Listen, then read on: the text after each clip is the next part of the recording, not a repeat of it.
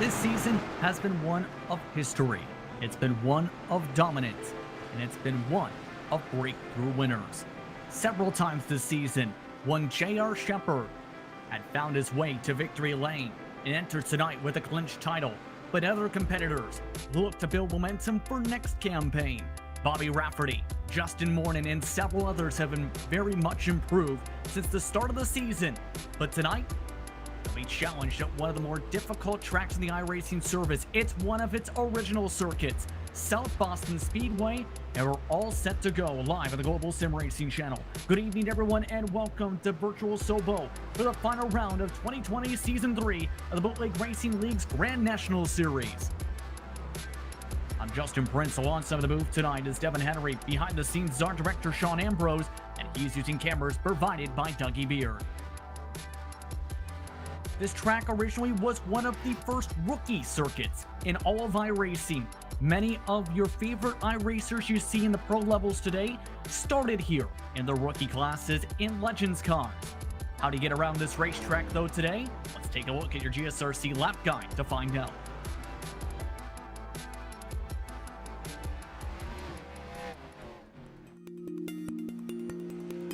Welcome to South Boston, Virginia, and perhaps the most well-known short track to iRacers, South Boston Speedway. Opened in 1957, this 4/10-mile track with limited banking is where many of the old drivers in iRacing got their start, as the track served as an original launch partner with the service and has long been a hotbed of Legend Series drivers learning the ropes on the sim. South Boston is a challenging short track. Your best success usually comes hugging that yellow line, but buyer beware. Pit walls extend into turns 1 and 3, and they are unforgiving. And even more daunting, perhaps, the barriers protecting the pit entrance off turn 4, which are sure to end your race if you spin low on corner exit. Located in the heart of NASCAR country, Sobo, as it's locally known, hosted the Cup Series up until 1971, with the Xfinity Series and the NASCAR trucks racing here into the 2000s. Today, Sobo's a favorite of drivers in the NASCAR modified ranks. It's also seen frequent visits from the former NASCAR East Series. The track also plays host to weekly NASCAR late model action and other touring late model and super late model events as well. On a Saturday night at South Boston, you're likely to see a future NASCAR star. Sobo has served as a proving ground for future NASCAR winners and champions. That's your look at South Boston Speedway. Now it's your turn to try to conquer Sobo. Let's go short track racing.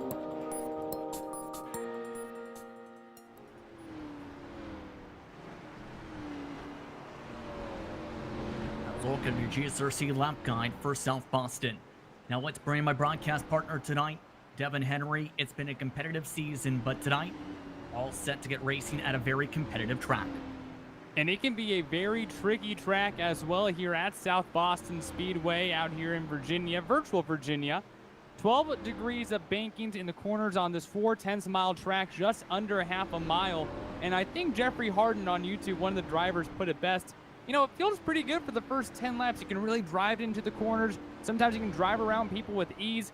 Then you go about 70 laps, and he says it feels like a dump truck on ice. And I would have to say that is a very accurate description of what these cars will feel like once you get to about the 3/4 of the way mark in this race. It becomes a completely different type of speed demon the deeper we go into this race. And of course, cautions can mix all of that up as well. There were several big ones for some of these competitors actually in the SK Modified Series event. We'll talk about that a little bit more as the broadcast progresses, but to remind you, this series is presented by the Cruise Shop, a team of highly experienced travel agents that have a huge passion for travel. Cruise Shop specializes in cruises, all-inclusive resorts, escorted tours, Disney, family travel, groups, honeymoons, and weddings. They'd love the opportunity to help you plan your next dream vacation. Call them today at 260-755-6125.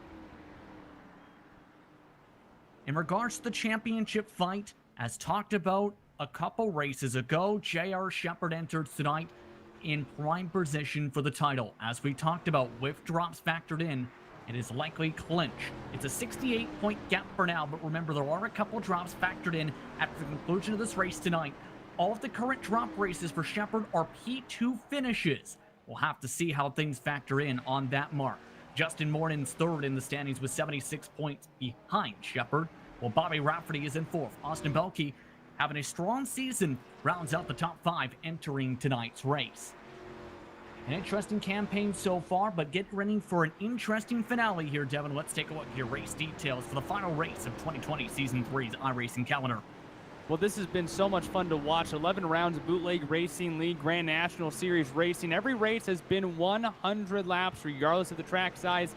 And most importantly, you have to go all 100 laps without changing any of those tires and only having one fast repair if anything goes wrong. But probably my favorite part of this series has to be how we set the grid. The top 8 is inverted from the previous finishing order, and then everyone else behind there starts where they finished the week previously. So the fast guys often having to come from mid-pack. Absolutely, and it can make for some interesting results. These drivers making their way around the racetrack. Couple things to know. Live timing and scoring is available tonight at GSRC.TV to keep up with your favorite teams and drivers throughout the evening. Once again, that's GSRC.TV. Also like to ask, are you interested in advertising with GSRC? Just 1 million monthly global impressions are a great way to get your branding seen by a diverse audience. Follow the link in the description to learn more. The Global SimRacing Channel. Competitive race on tap tonight, to say the very least. Devin, your thoughts about how this season has progressed with so many different drivers improving from the start of the season back in the end of the spring to now at the end of the summer? And I think that's exactly what you focus on, is the improvement that we have seen. Steven Spee is a dirt guy coming in about halfway through the season. He has performed very well. We've seen Brian Dean up front. We've seen Kurt Smith up front. We've seen Chris Wolfson up front. We have seen so many guys start up front or drive their way up to the front. Justin Morton and James Lowe have had great seasons as well. And then, of course, Bobby Rafferty, 2 wins this season to become just the 4th different winner in BRL Grand National Series history. But everyone has been chasing J.R. Shepherd. This is the third season of the Grand National Series. They have had 32 races, and this statistic blows my mind. 24 wins and 8 losses all time in this series. That is a basketball record, not a racing record. He is 24 for 32 in this series, looking for win number 25 in the Grand National Series here tonight. It's been a very competitive season, to say the very least, for Shepherd. Let's get Lowell Jewell's perspective.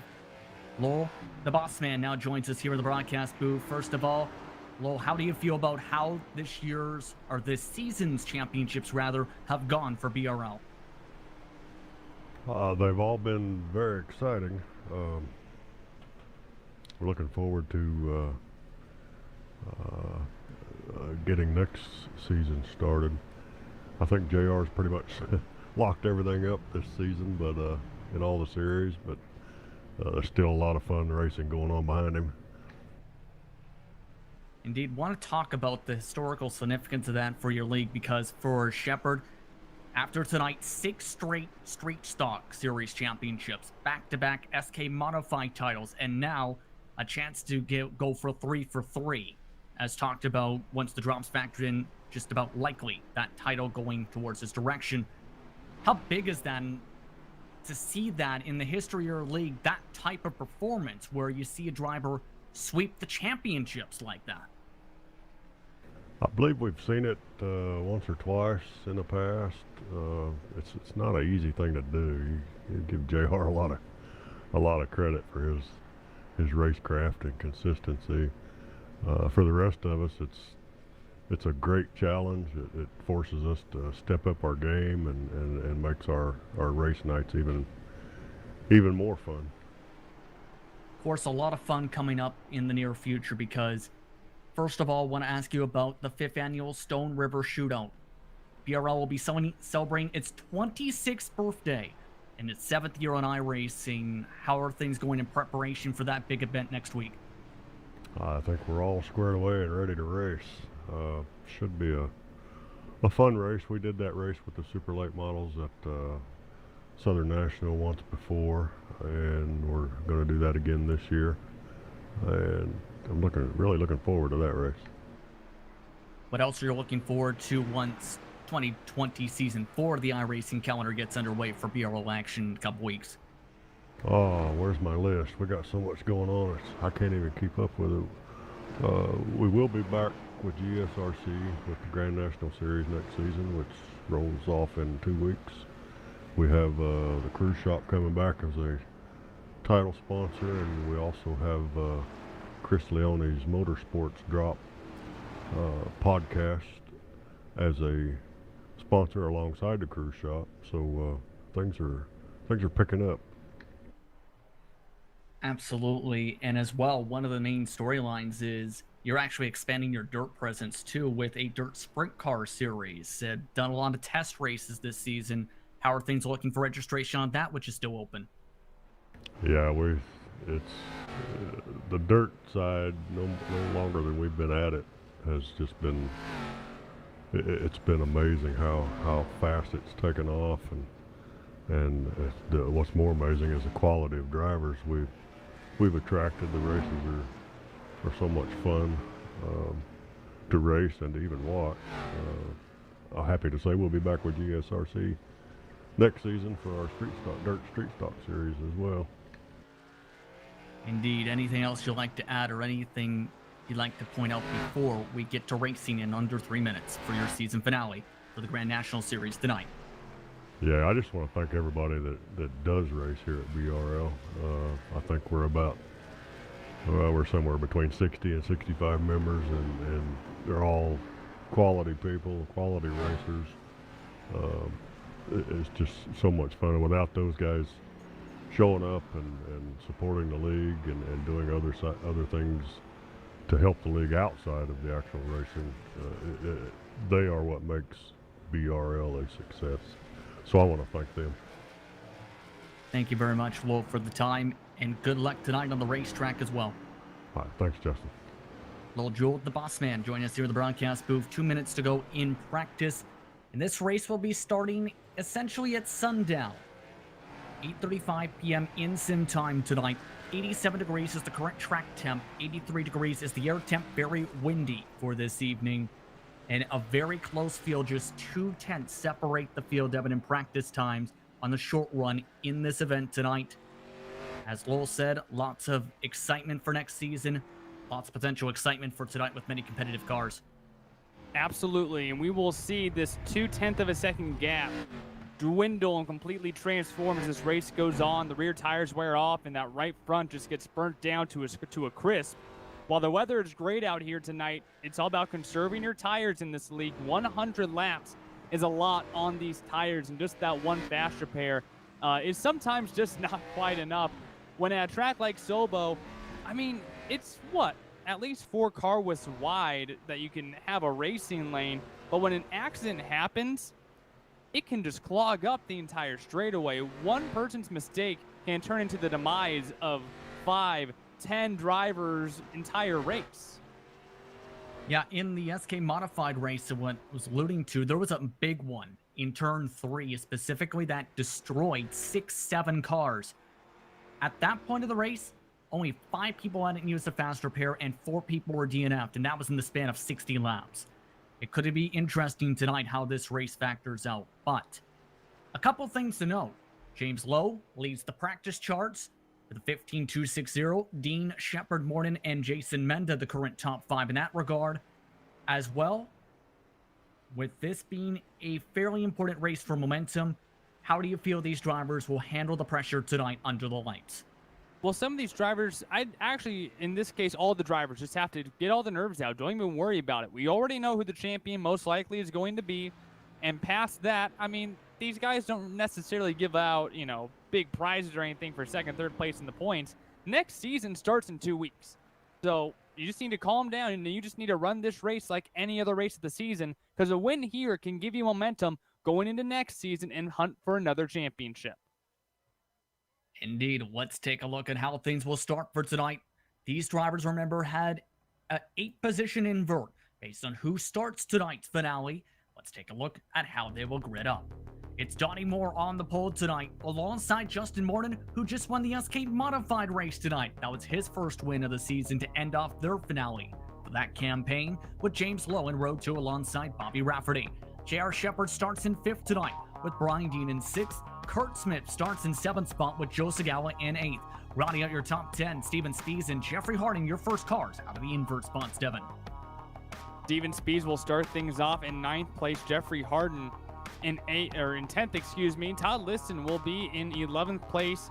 Chris Wolfson will start off in the 12th position. Jason Menda, or excuse me, we have a little bit of a strange thing happened there with time and scoring. Jason Menda will start in 13th. Lowell Jewell in 14th, and Michael Redding rounds out your 15-car field here tonight at South Boston. Let's look at your drivers. As the interesting thing is, there are, for drivers, about 15 cars on scoring, but 16 on track, should note. We'll see how this all factors in. Should note that's because Bruce Pearson was originally planning to race tonight. That's what shuffled things up with the running order. However, Pearson tonight also just so happened to have an over-aggressive racing and avoidable contact penalty that would have seen him at the end of the longest line. So Pearson essentially did not make it in time for tonight's grid. One final pace lap, though, before the season finale. Your keys to victory tonight. A lot of fast guys coming from the back. You have to be patient if you're coming up through the field, but also if you're someone coming in the front of the field and maybe sliding back, be patient as well. Don't burn off those tires too much trying to fight for one position. Pace car is off, green flags in the air. The season finale of the BRL Grand National Series is underway.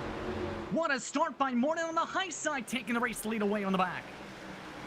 Mighty impressive, a move on the outside, and here at Sobo, that outside lane, or kind of a middle lane if you will, can come in. Donnie Moore way outside the group from the front of the field all the way back to 7th, and we already have a caution flag out on the track. Jason Menda at the back of the field started in 13th, went around, and we're already quickly under yellow, so that took about 3 corners. Let's take a look what happened. This was with contact from the boss man from the inside. And that's just a matter of Menda kind of being in the middle of the track. Lowell Jewell said, I'm just going to run the bottom.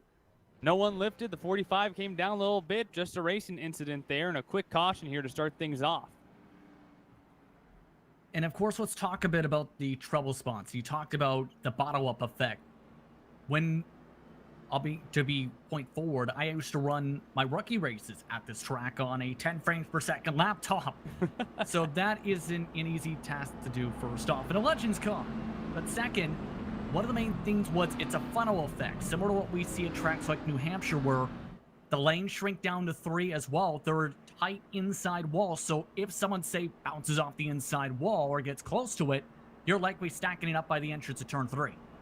And of course, there is no yellow line rule when it comes to tracks, 4/10 of a mile. I've seen drivers use that apron to their advantage before. It's completely possible to do, and it kind of opens up almost another half of a lane to use.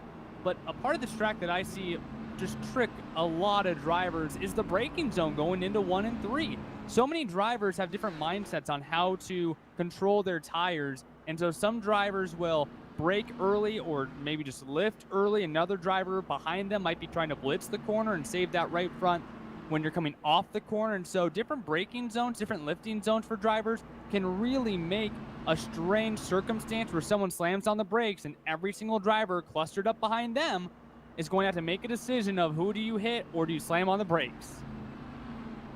Indeed, by the way, Jason Menda did lose a lap because of that caution flag and where he was able to get going. Well, Lowell Jewell did use a 19-second pit stop. Just stayed on the lead lap just prior to being the pace car out. So in total, 14 cars still on the lead lap. Morton, your race leader. Lowe, Rafferty, Shepard, your top 4. But Donnie Moore had that major mistake in the braking zone you're referring to, where in turn 3, he snapped up and hit the wall. Yeah, and that just really hurts when you start on the pole and now all the way back in 7th within 10 laps. That hurts your momentum now, starting on the inside again. You don't want to lose any more spots than you already have. We'll see how this all factors in. The biggest mover so far, by the way, Michael Redding, +3 from his starting position, +2s for Liston and Speed so far, with some of the attrition early. Pace car comes off the racetrack. Let's try this again. 93 to go. Morton off and away in the TDR machine. Something about that 9 car gain, a phenomenal jump on these starts. Now here comes on the outside J.R. Shepard trying to take away second from James Lowe. Portsmouth, Virginia contractor trying to hold on to that second position, but that 98 car keeping ahead of steam on the outside. Up the track though goes Shepard, and Lowe just holding on to the bottom side. And this is a line Shepard got to work for a little bit, but couldn't get fully to work in hotter conditions, Devin, in the modified. This time though with the pitch, just about got clear in turn 1, so he's getting this to work in the Grand National car tonight. And if you think that this line will be able to help you throughout the race, running the outside right now is probably a good thing. Get some rubber down in that lane. That can help you out later in the race if you don't want to have to use that inside lane. Lowe now falls right behind Shepard. Now the question is going to be, how long does Morton hold on? Morton held on to for the final 40 or so laps in the modified race and just avoided a potential bump and run from Rafferty with 2 laps to go to win his first race in that series. Can Morton do it again is the question. Of course, remember, a couple weeks ago, completely burned off his tires, hoping that doesn't happen again. And everybody hates to see that big old cruise shop sticker in their rear view mirror, because that means that J.R. Shepard is a-coming. Looking out the rear end here of the 9 car, you can see J.R. Shepard using a little bit of a different line than everyone else in both corners. Higher in 1 and 2, and then hugging that yellow line in 3 and 4. Trying to find an edge, but trying to conserve those tires as well. Way up the track here. Very interesting line there from J.R. Shepard in 1 and 2. Do you think he's just trying to get some momentum down the back straightaway with the line he's trying to take, or is it that just missing the corner for 1 and 2? What do you think it is? He just did it again. I mean, that is... J.R. Shepard is a very calculated man. He's doing that for a very specific reason. It can be just trying to get rubber up there for later in the race. It could be he thinks that that's faster, or maybe it helps those tires not having to put as much wheel and slow it down quite as much into that corner. But that is very intentional by J.R. Shepard, not gaining a lot, but we will see how that continues to work for him later on in the race. Yeah, it almost looks like in 1 and 2 he's trying to use it as a ramp as Morton nearly snapped him up into the fence. Morton's starting to get a little bit loose. Mind you, only just past 15 laps into this race, and now Shepard looking as the fastest car on the track. He gained another 10th last time and has the purple lap of the night. Pulling up that rear bumper of the 9 machine, but J.R. Shepard still using that outside lane, cuts down and ends the second corner on the bottom side, riding on board with the cruise shot machine of J.R. Shepard, right on that rear bumper of Justin Morton. Coming off of turn 4, a little bit lower, using that apron a bit. Just look at how high he is here, almost a car width and a half, and he's gonna get a pretty big seam of momentum here and has the right rear corner panel here on the 9, looking to take the lead here on the outside. Yes, indeed, as Morton nearly hits him. Morton just able to keep it off of the left front fender of Shepard, and Shepard on the outside takes away the race lead. Only 20 laps in, and now Shepard in control of the pack on the exit, this time at turn 4, gets himself clear. How about that for a power move? J.R. Shepard, he isn't even in the first lane or the second lane. That is a third lane that I had never seen on iRacing really be utilized before, but takes the lead doing it. And now it comes down to everyone else trying to save up enough tire, trying to catch back up to that 98 car, because not many drivers end up being able to do that so far this season. Indeed, the separation now already 0.3 of a second between him and Morton. Lowe still having one of his best performances in months. Should note that Brian Dean, who we've seen burn up his tires in a couple weeks ago in the 23 machine, is also about to join this pack. He's in P4, and now he's the fastest car on the racetrack after passing Bobby Rafferty a couple laps ago. The foreman for Tree and Landscaping Company, we've seen him have some good runs throughout this season. Right now has a little bit of a gap to Bobby Rafferty, who's currently in 5th, and behind him, a little bit of a gaggle of cars. Donnie Moore under attack right now from Steven Speeds for the 6th position, and then Liston and Segala not too far behind them. Indeed, as you take a look from the helicopter shot right now, the top 10 separated by about 3.6 seconds. Top 4, though, just covered by about 1 second on the racetrack. Rafferty leads the second pack around the group so far. Looking back at the second pack, this is Donnie Moore continuing his recovery drive from hitting the outside wall in the first lap. He didn't take any damage repair, but now is trying to hold off Spees, Liston, and Joe Segala and company. Yeah, luckily enough, did not take damage, gained a spot on the restart, but already Steven Spees, the dirt driver, coming home 2nd in the Dirt Street Stock Championship last night here on GSRC. He's been doing pretty well here in his asphalt feet under him, and right now, still looking pretty strong. He's had a couple of really good runs, and how about right behind them, Todd Liston trying to use the J.R. Shepard line. I think he may have noticed that different line that's starting to come into play. This time, though, it likes to go to the bottom side in 1 and 2.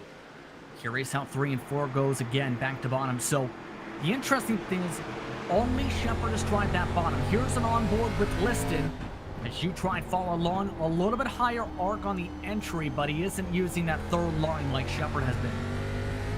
No, and then hugging the inside lane there as well, hugging this yellow line. Being a little bit lower coming off the corner can be helpful, but you see right there, Speeds start to run away a little bit. Hugging that yellow line, I feel like loses some momentum if the guys in front of you aren't making mistakes. But shortest way around the track, and we'll see if it continues to work for him, and you don't want to burn up that right front. Absolutely.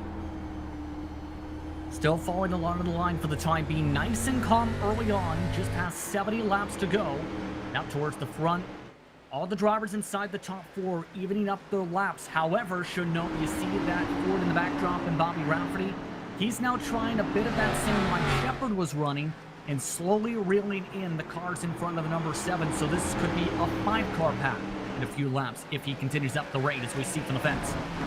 2 wins this season for Rafferty, claimed his 2nd BRL championship last night in the Dirt Street Stocks, taking home his 2nd career Dirt Street Stock championship with BRL. Now trying to find win number 3, one of only 4 drivers to win in this series. The other 2 happen to be right behind J.R. Shepard. Justin Moore and James Lowe have not lost sight of that cruise shot 98 quite yet. Keeping them within reach so far. Now the question again, how this all plays out on the longer run. The amount of fall off is already breaching 1 second with how quick this race is going. And that is where, as a driver, you have to adapt to your surroundings. When you have your tires wearing out, sometimes you need to try a new line. James Lowe and Brian Dean are starting to enter the corner a little bit higher, and when you're starting to slow down and the lines aren't necessarily the same as they used to be, you have to adapt, overcome, and find a new way to pass drivers. comes Bobby Rafferty. He's now completely reeled in the group in front. Has been half a tenth to a tenth of a second quicker than everybody in front of him on this close-up group. And now he's trying that exact line we were talking about. It seems to be working when you need to gain a lot of track position, but Shepard, meanwhile, should note, has now gone to the yellow line again. And even Rafferty not quite as high as J.R. Shepard was up the track. I mean, Shepard's right side tires were almost on that white line that you see up there, what, 2/3 up the corner. No one has dared to go quite that high on the track. J.R. Shepard did so to take the lead. And now, as you mentioned, using that yellow line and starting to create a little bit of a gap between him and Justin Morton. So what does that tell you in terms of the line management, in terms of what you've seen work in 1 and 2? It tells me that J.R. Shepard is telling me that I'm an idiot because, man, he is using every part of the track and it works every single time. I know for a fact that I can't do that. Brian Dean having issues now behind these guys, and Bobby Rafferty taking fourth. All these drivers really trying different things right now, but no one can seem to lock down whatever the heck J.R. Shepard is able to do. Dean actually tried to defend Bobby Rafferty. That's why you heard the O there. This is why. Dean elected to block all the way to the top line, nearly missed the corner, and Rafferty instead said, you know what, I'm just going to take away the bottom line for 3 and 4. Rafferty now up to the 4th position, coming from about mid-pack.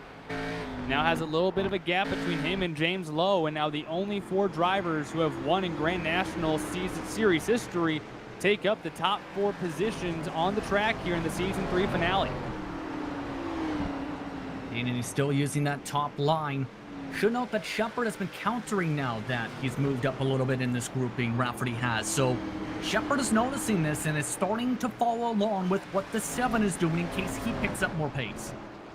And that's what it's all about, is being able to have the pace of the guy in front of you without the tire fall. If we've seen drivers take large leads at the start of the race after starting on the pole or second place in the invert, and they burn up their tires because they have too hot of a pace, and everyone else just absolutely bulldozes them halfway through the race. Well, now when you're fighting from behind trying to catch J.R. Shepard, first of all, you need to set the pace that he is. Morton, Lowe, Rafferty, and even Dean to an extent have done that. But now you also have to outlast him as well. We are coming up now just 55 laps to go here. Now you got to start reeling him in without using up those tires, because otherwise the 98 car will be gone at the end of this race. Seen their trading lap time so far, and the interesting point is only 0.4 of a second difference at the very most in much of this field tonight. It isn't like at some other tracks so far, Devin, in terms of the average pace being up to 1 second at some of the tracks this season. And speaking of average, typically once J.R. Shepard takes the lead, the fat lady ends up singing right then and there, but these drivers able to keep up with J.R. Shepard. You look back at last season, Shepard started in 8th, moved his way up, took the lead, and ended up winning by 3.5 seconds, but right now not able to shake these other 3 drivers. Just consistent on the marks, but there is one driver who is all of a sudden shot out of a cannon in pace, should know. The battle for 6 just seen Michael Redding take away the spot on the bottom side, but Donnie Moore trying to hold the outside. Redding is up 10 spots, and he's now the fastest car on the racetrack. I can't say I'm completely surprised. We've seen Michael Redding do similar things before, but his pace right now, yeah, you mentioned Justin, pretty dang fast right now. Still has a long way to go to catch up to J.R. Shepard, about 3 seconds behind your leader overall.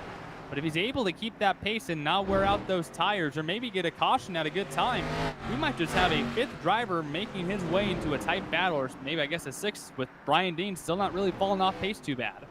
And Donnie Moore not going to help his cause there, held him up for about a few laps there by a few tenths. Prior to that, his average over the past 10 laps, about near even, if not quicker, than your race leader, J.R. Shepard. So the pace is there. The thing is, Redding just has not had the track position tonight to compete for this win quite yet, after having to start from the very tail end of the field, all the way from 15th spot. And we typically don't get a hornet's nest here, because, I mean, you see the top 4 breakaway, a couple of cars. I mean, these 2 guys around no one, but there's a pack of 6 cars right behind Donnie Moore. Hardin, Speeds, Liston, Segala, Jewel, Smith are all within just about 0.4 of each other. Yeah. It's a hornet's nest right now, and if you're the guys in the front, you're just hoping that these guys keep it clean, because right now, these guys are battling for position. I've been keeping one eye on this because there have been a couple position swaps in this group. Harden at one point was battling back and forth with Sagawa, then cycled back behind him for about 15 laps. Now Harden leads this group, Speeds is dropping back, and Sagawa's now trying to attack Todd Liston and company. So these drivers have been all on top of each other. They're losing about 3/10 of a lap though in this fight. And your leaders are within half a track of this group right here. If we do in fact stay green, we only have 45 laps to go, and these guys continue to battle for position in a pretty large pack. That's going to create absolute chaos for your leaders. Absolutely. And Jewel nearly got a little bit loose off the corner there, now trying to take the bottom side. Liston trying to keep the top line. Scout gets clear for the top 10. Should note that Jewel's a +4 in this race. If he can get clear of the 87, Kurt Smith looking for some luck tonight, involved in some trouble in both previous events on the schedule tonight in BRL action. So just as we start to see things get hectic, things have immediately calmed down, except for the side-by-side between Liston and Smith in this group. And the leaders love to see that, but the one person who is still under hectic circumstances, I think, is Justin Morton. He is getting very loose on corner exit, pretty slow in the center of the corners, and James Lowe has reeled right up to the rear bumper of Morton many times in the center of the corner. Well, there's a saying, loose is fast, right? The thing is, if it's too loose, you're likely spinning that fast car into the inside wall. And Morton, he almost looks like he's leaning on that right rear tire, is nearly hooked at about 5-10 degrees of tire slide. Take a look here at the hands of Justin Morton. Take a listen for about a lap here, and you can hear his throttle is a little bit different than what you would hear on lap number 1.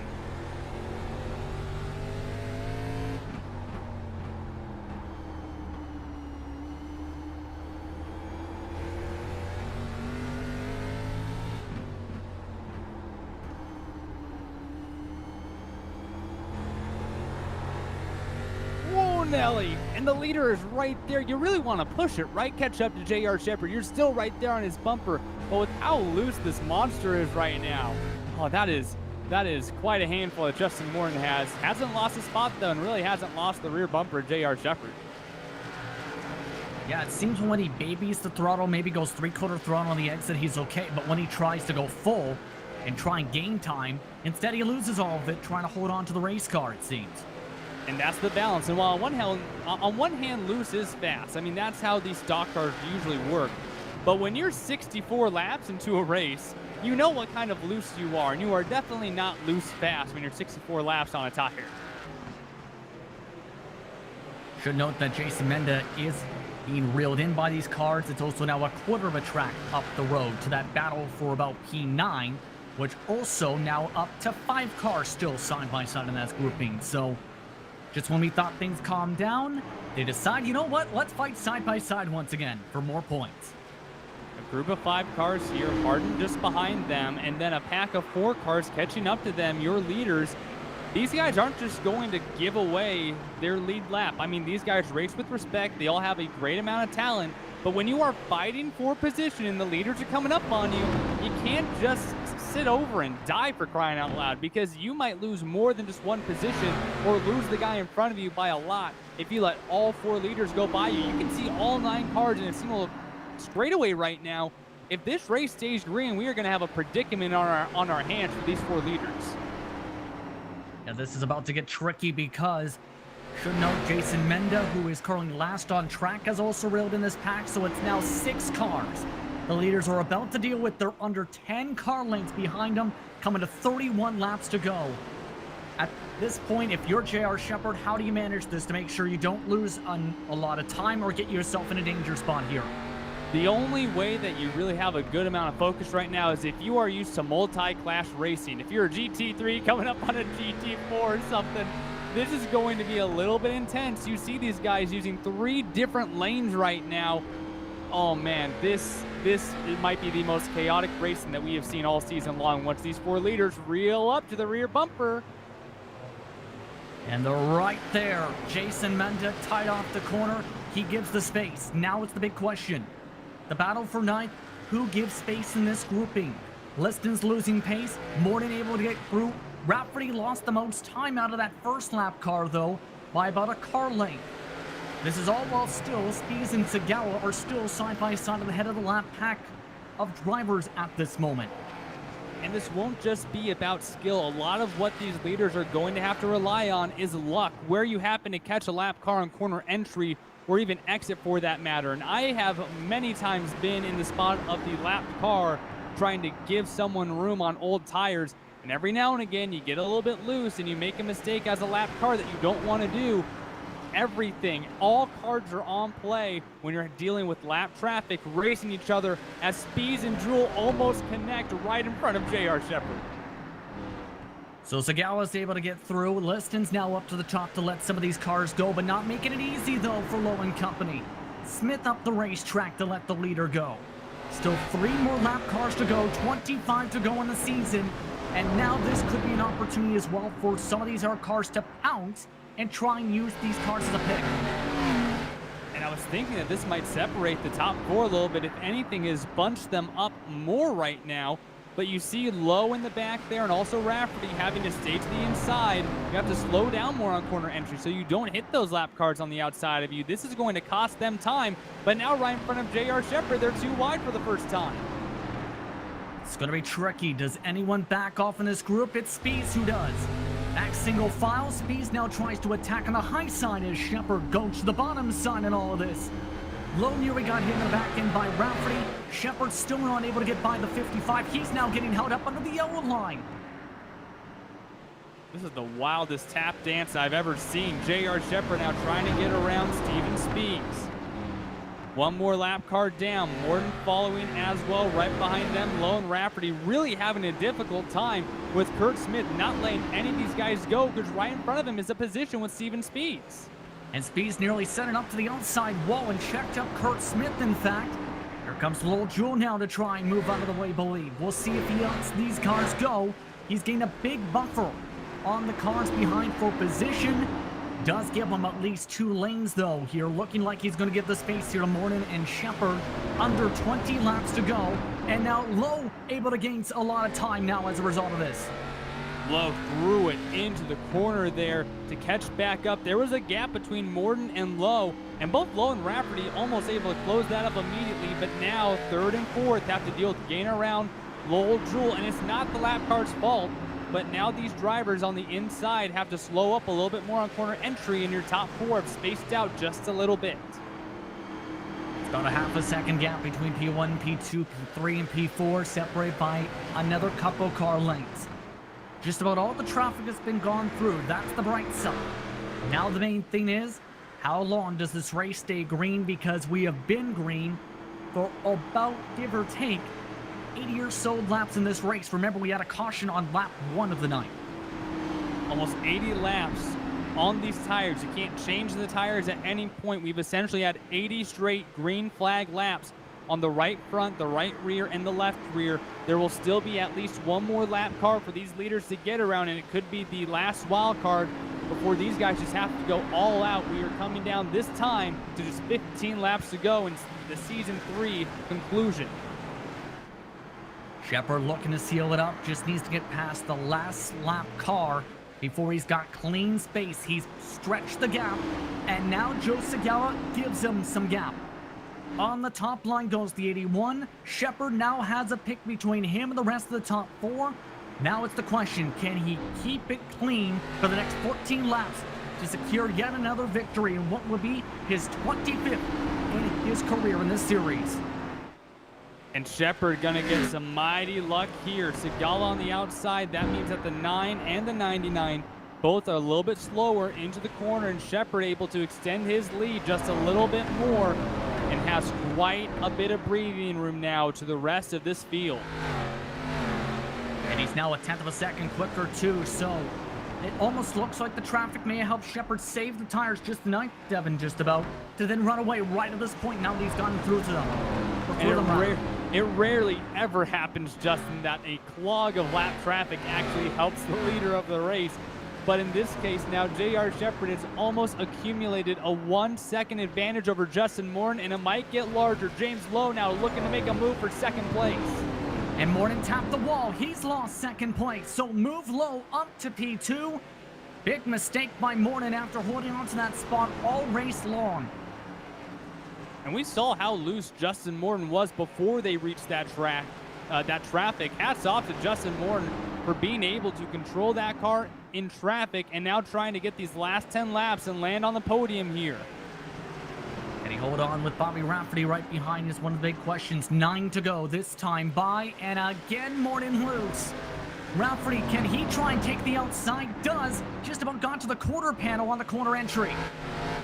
Trying to find the quarter panel on exit, won't quite get there. Morton will be on the outside. They were tight going into turn number 3. This time Rafferty trying the inside lane.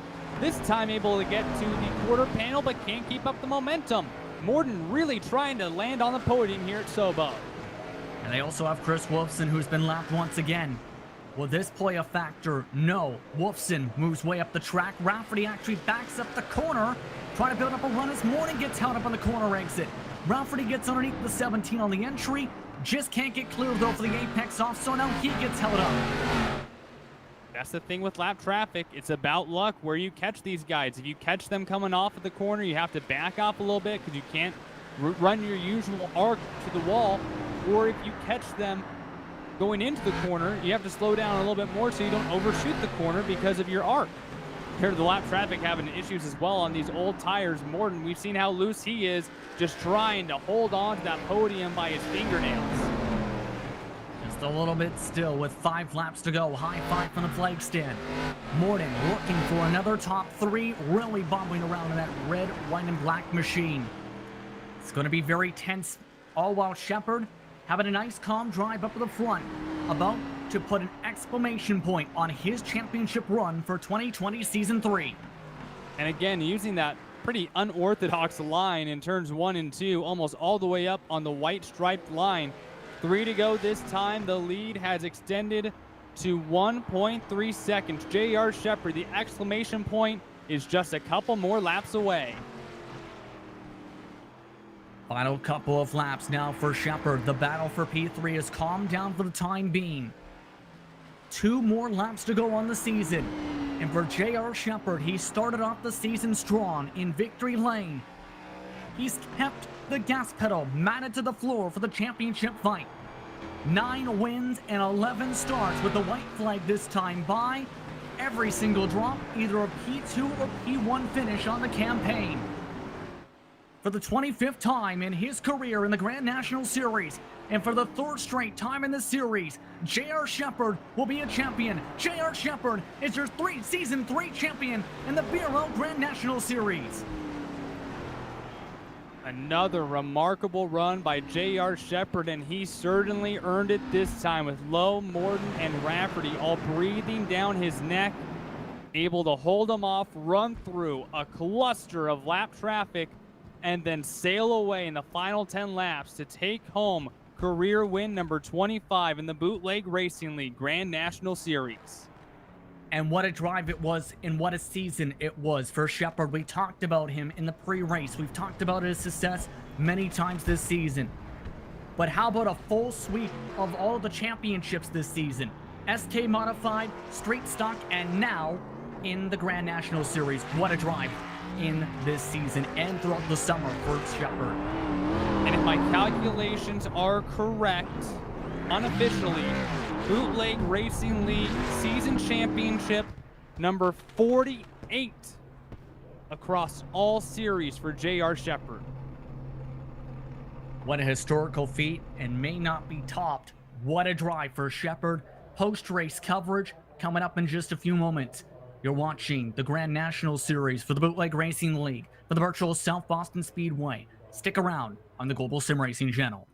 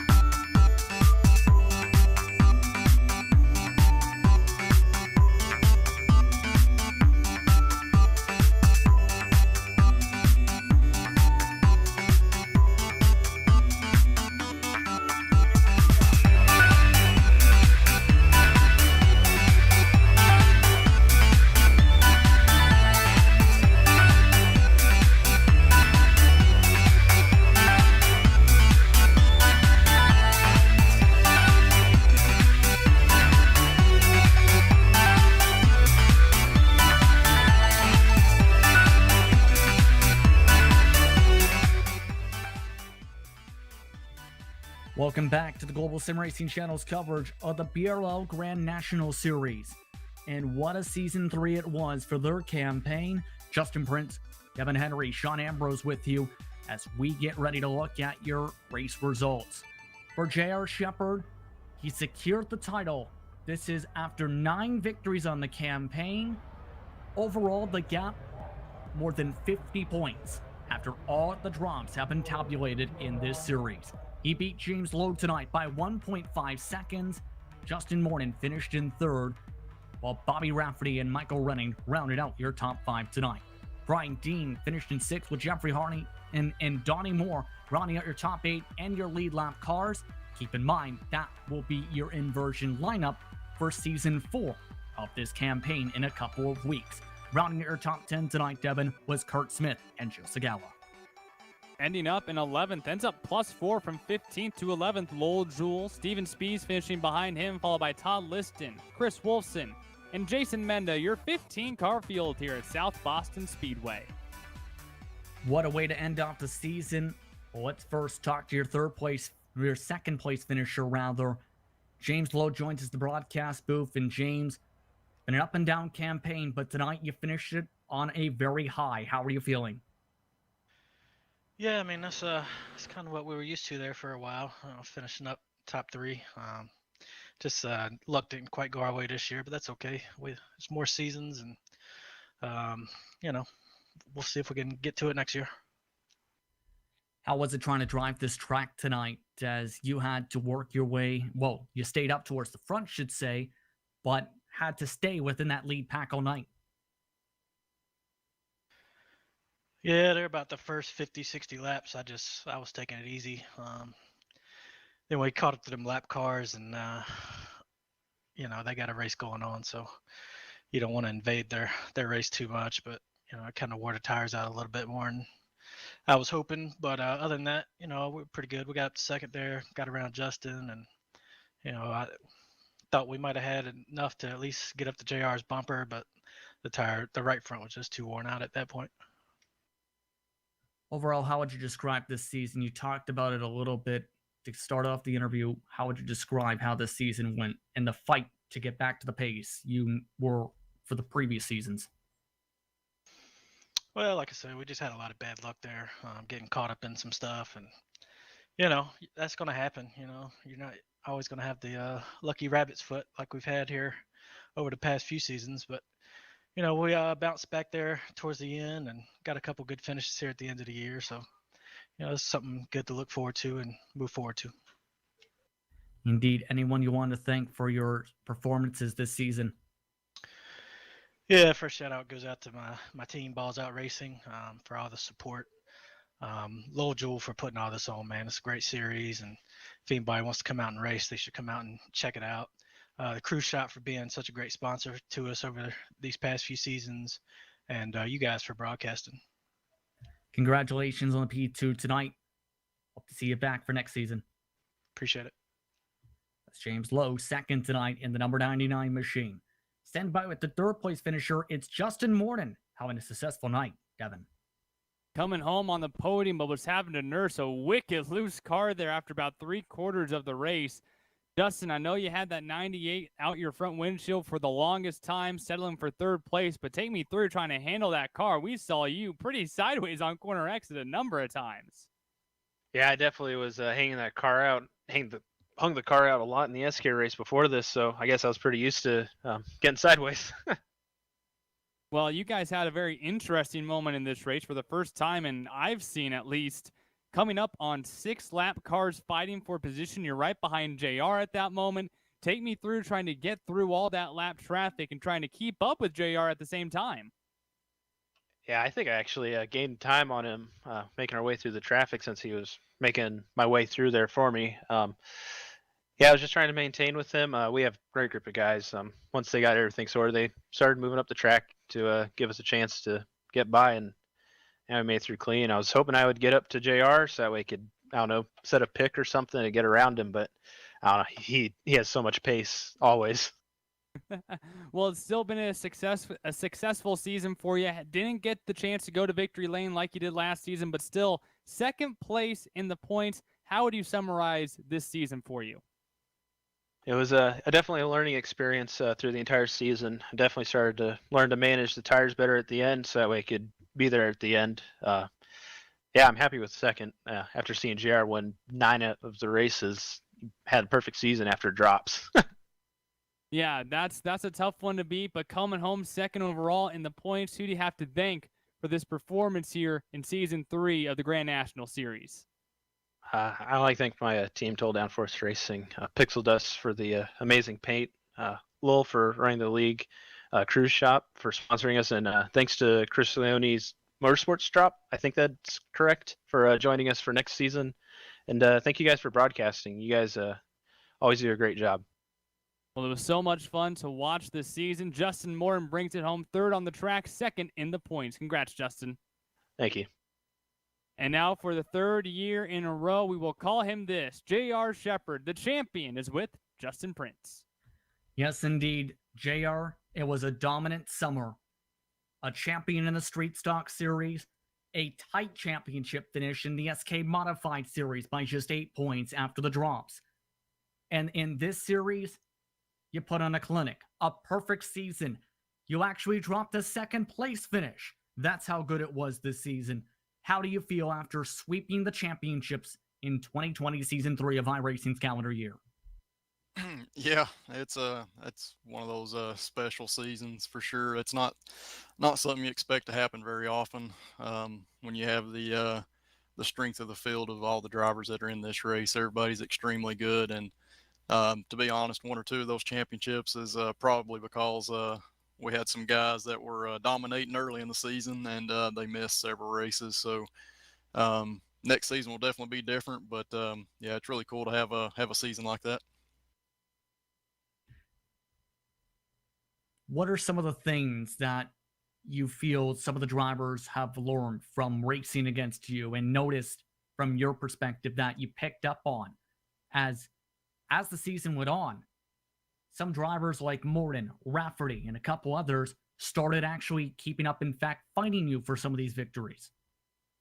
Yeah, that's definitely cool to see. I even host a street stock practice session during the week where anybody's welcome to join. And I give tips and try to give feedback on what I'm doing and what other guys can do a little bit different. So hopefully with that and with these guys racing around me, they've seen how I approach the corners and some of the things I do. The biggest thing in this ARCA car is saving your tires, and that all comes down to how much input you're putting into the steering, how hard you're going into the corner, and how much you're using that throttle pedal on exit. So I think several of the guys have figured it out. You can see finishes have been close the last several races, so it's really good to see.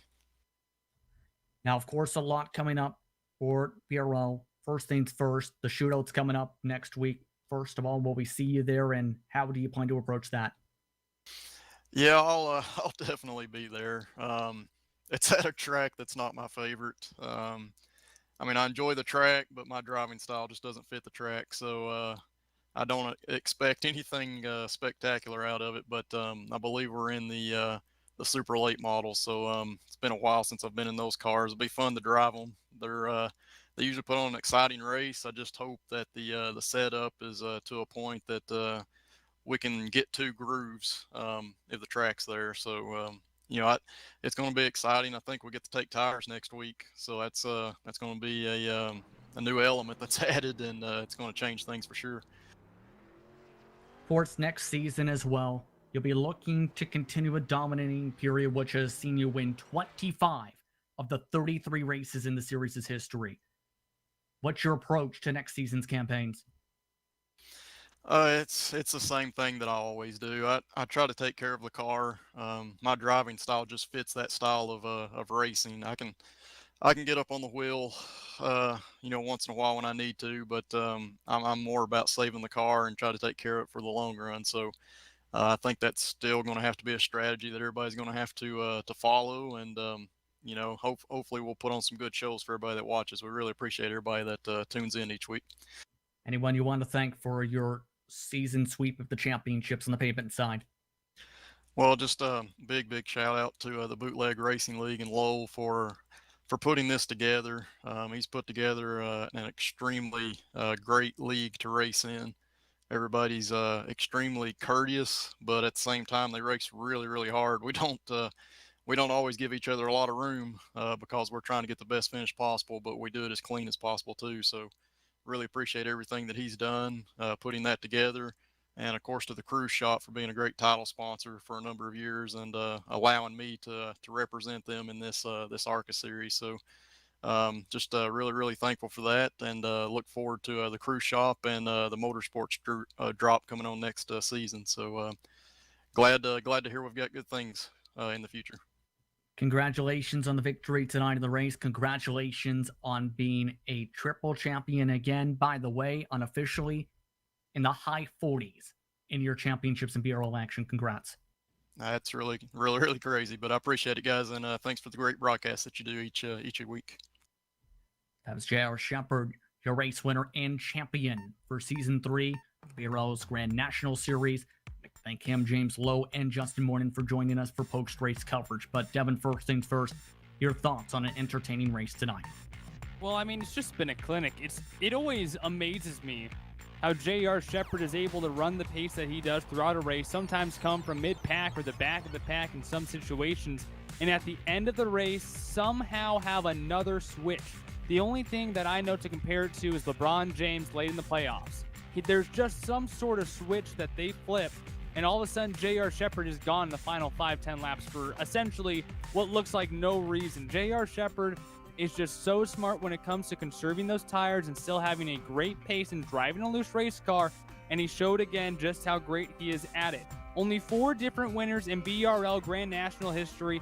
JR has 25, James Lowe has 5, Bobby Rafferty with 2, and Justin Morden with 1. Just a remarkable amount of guys here who have a lot of talent and a lot of fun out here on the track. And one last thing, a congratulations to Michael Redding, ends up 5th in tonight's GSRC Hard Charger, up 11 spots from 16th to 5th. A great run for the dirt guy who having his asphalt practice, if you will, going into next season, the tail end of this season, doing pretty well.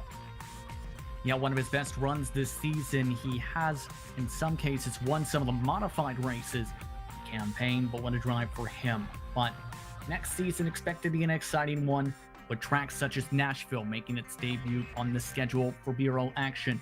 You also have the Dirt Sprint Car Series opening things up, and many more things to look forward to. But a lot of things to think and be happy about after what was an exciting championship campaign